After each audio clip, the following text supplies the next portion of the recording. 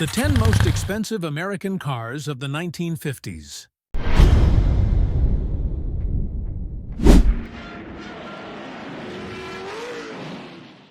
Can you imagine opening your garage and finding the most expensive and exclusive American cars of the 1950s waiting for you? Machines that didn't just define luxury, they became rolling symbols of an era combining design power and rarity in a way we may never see again. This time, we're not just counting down my picks, we're revealing the results of our own community survey, where enthusiasts like you voted for the cars that deserve a place in the history books. Some of these classics are so rare that only a handful of lucky people ever got to touch them. And today, they're worth small fortunes. So if you're a fan of vintage chrome timeless styling and V8 engines that roared with class, this video is for you. Ready? Get comfortable, because what you're about to see isn't just a list, it's the top 10 most expensive American classics of the 1950s, as chosen by our community. Because what you're about to see doesn't happen even in the most luxurious dreams. 1957, Chrysler 300C. Few times in automotive history has a car mixed this much brute force with such dignified elegance. The Chrysler 300C wasn't just another car on the road, it was a titan wearing a tailored suit. Many call it the first true American muscle car, though it carried itself with more subtlety and class than the rowdy stallions that came later. This Chrysler didn't scream for attention, it simply made the whole street go quiet. And here's the thing, in our community survey, a whopping 71% of you crowned the 300C as the king of 1950s luxury performance. Looking at the numbers, it's easy to see why. Beneath that long, confident hood sat the mighty 392 cubic-inch firepower Hemi, breathing through dual 4-barrel carbs and churning out 375 horsepower. Back in '57, that was enough to make Cadillac men sweat, and Lincoln drivers gripped the wheel a little tighter. When you put your foot down, it didn't just move, it launched. Straight-line acceleration so quick, it left the drivers of the day wide-eyed. It was the kind of machine you could pull up to the country club in sharp suit and tie, still in place, then roll straight to the drag strip and devour the quarter mile, like it was just a warm-up snack. At $4,900, you didn't just buy a car, you bought a statement. Today, a perfectly restored 300C has fetched over $220,000 at RM Sotheby's, proving its legend hasn't faded a bit. Power seats, push-button radio automatic transmission tail fins that looked ready to take flight. Inside, thick leather metal accents and a wraparound dash that felt like a private jet's cockpit. It wasn't for those who wanted to show off with noise. It was for those who wanted to show they were in charge. And trust me, if you had the keys to a 300C, everyone already knew. Think that was luxurious? The next car took luxury to a whole new postcode.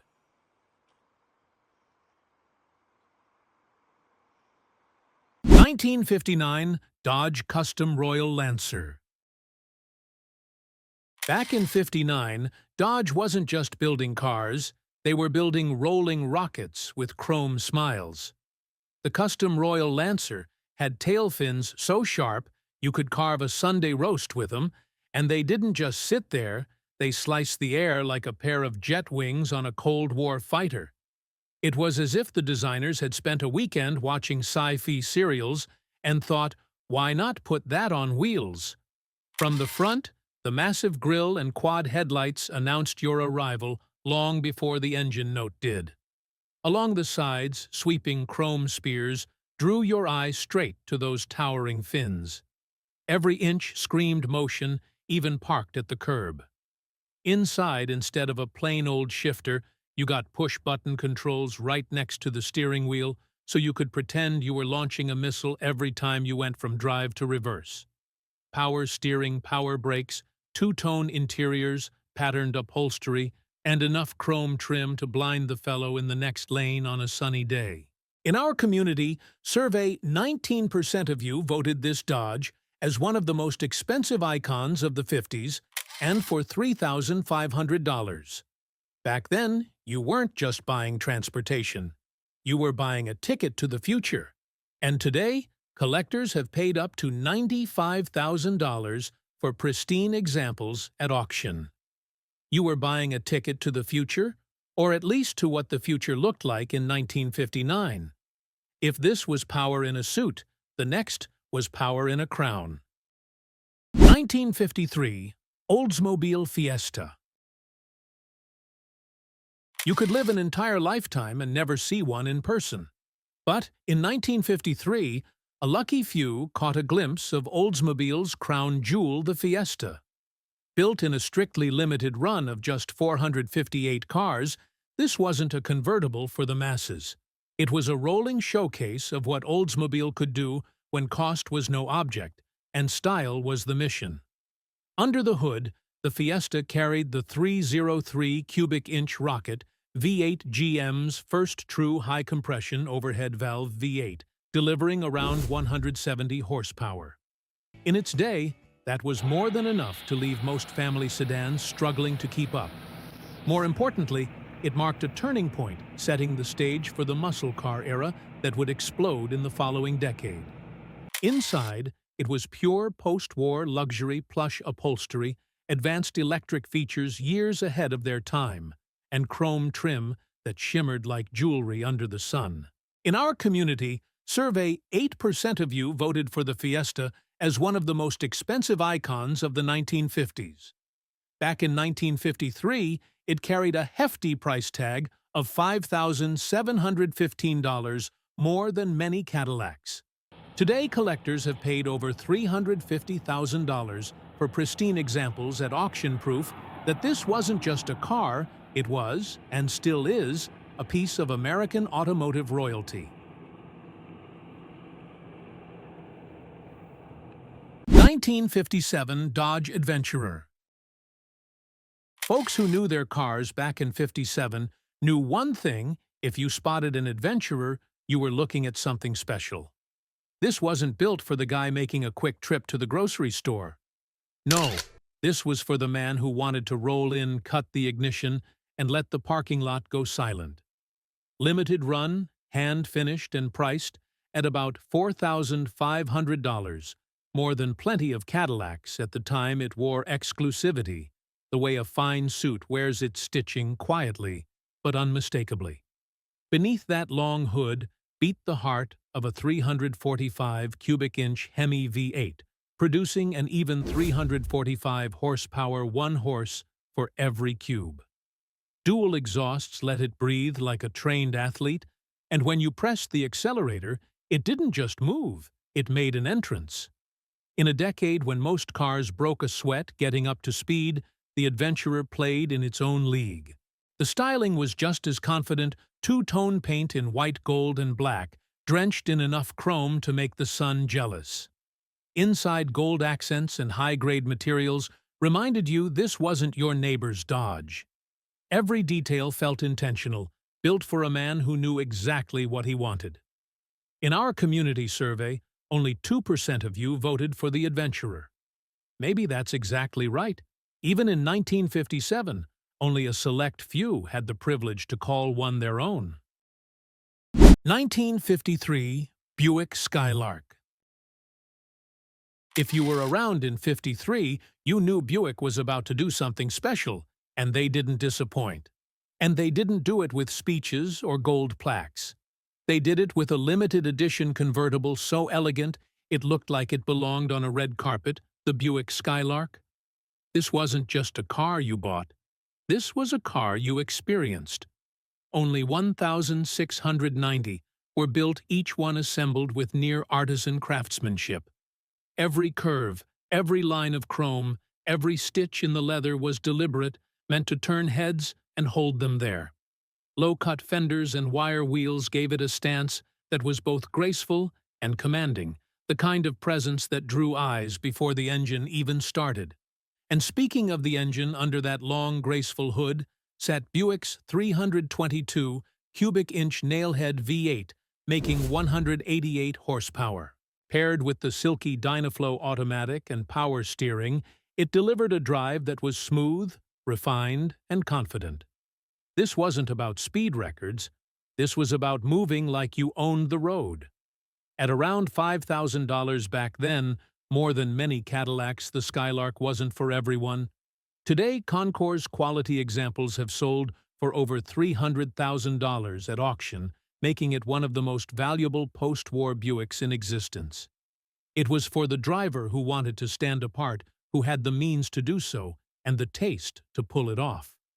Today, it's one of the most sought-after American convertibles, a sacred piece of Buick history, and a reminder that true style never goes out of fashion.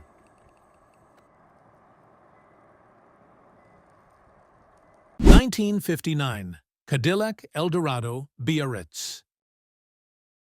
If there was ever a car that shouted, "I've made it without you having to say a word," it was the 1959 Cadillac Eldorado Biarritz. Long, low, and dripping with chrome, this was Cadillac, at its most unapologetic, a rolling monument to late 50s excess.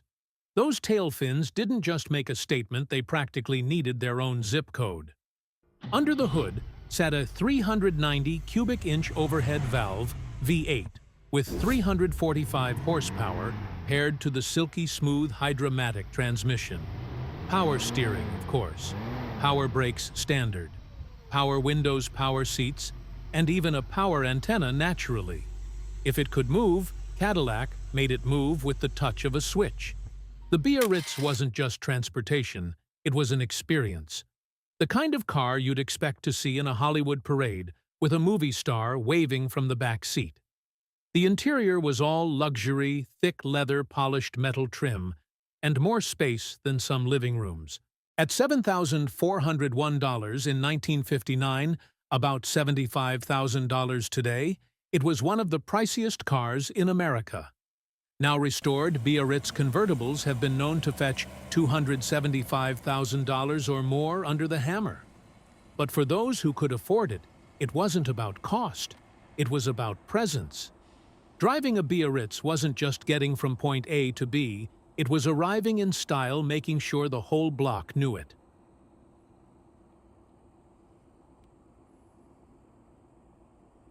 (1957) Cadillac Eldorado Brougham. In 1957, Cadillac decided it wasn't enough to be America's top luxury brand. They wanted to stare down Rolls-Royce and see who blinked first. The result was the Eldorado Brougham, a car so lavish it made other Cadillacs look almost modest. Almost. Under the hood, and trust me, it was a hood you could land a plane on, sat a 365 cubic inch V8 with 325 horses at its command, delivered through a smooth 4-speed Hydra-matic. It floated on air suspension, glided over bumps like they weren't there, and carried a stainless steel roof that shimmered like polished silverware. But the real magic was in the details.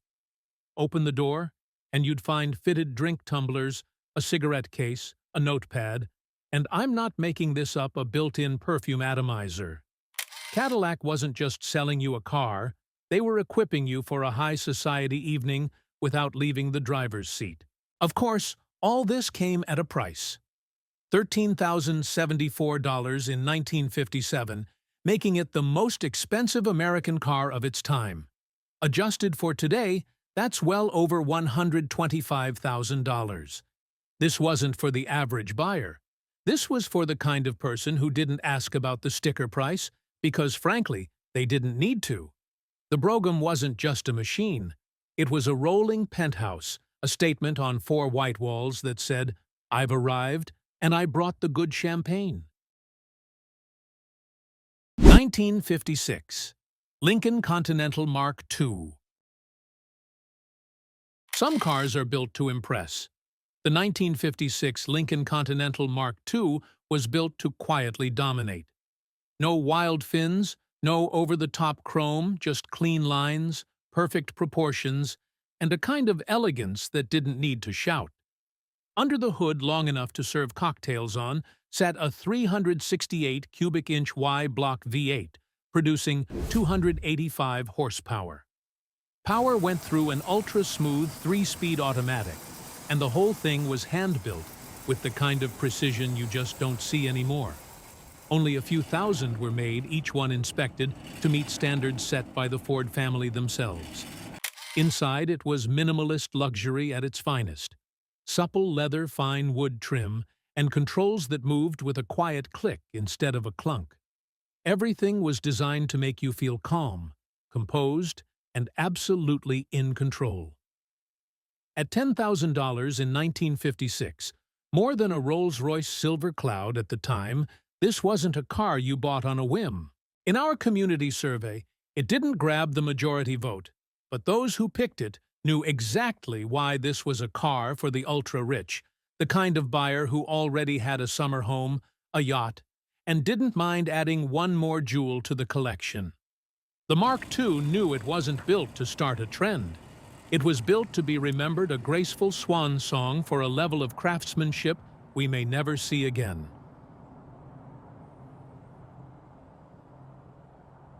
1956, Packard Caribbean. Anyone paying attention in '56 could see Packard's days were numbered, but the Caribbean proved they still had style left to burn. The Caribbean was their swan song, elegant, powerful, and loaded with engineering tricks that proved they still had it. Under that long, formal hood sat a 374 cubic-inch Packard V8, producing 310 horsepower, paired with the smooth twin Ultramatic transmission. It rode on self-leveling suspension, so whether you had 2 passengers or a trunk full of luggage, the car always sat perfectly poised, a little detail that spoke volumes about Packard's obsession with refinement. Only 276 were built, each one wearing bold 2-tone or even 3-tone paint combinations with gold trim.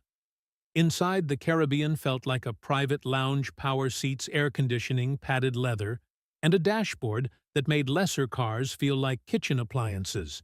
At $5,932 in 1956, about $67,000. Today, it wasn't cheap, but that was never the point. This was a statement piece built for the kind of driver who understood they were buying a piece of history. Every Caribbean was special from the day it left the factory, and today they're among the most coveted treasures in the world of classic American convertibles. The Caribbean didn't save Packard, but it ensured the name would be remembered not for its decline, but for going out in style.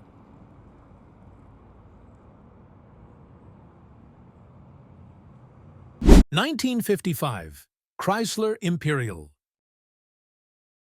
Ask any carman about '55, and he'll tell you that was the year Chrysler brought the Imperial back with a quiet swagger.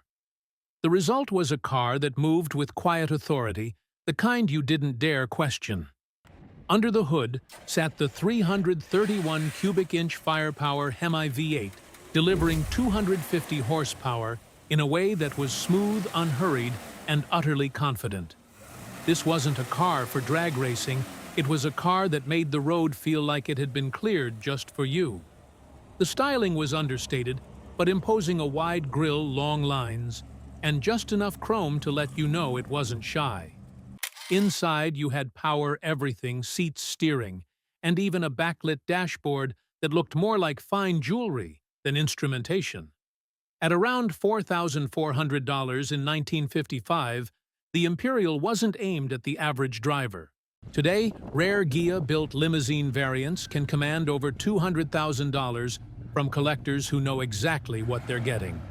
And for those with deeper pockets, there was the option of a Ghia-built limousine handcrafted in Italy for presidents, diplomats, and the kind of people who signed treaties instead of checks.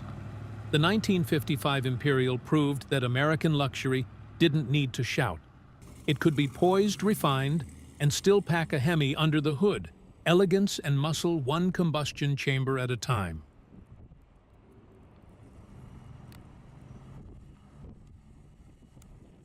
Ask any true gearhead, and they'll tell you, these are the machines that set the bar for American luxury.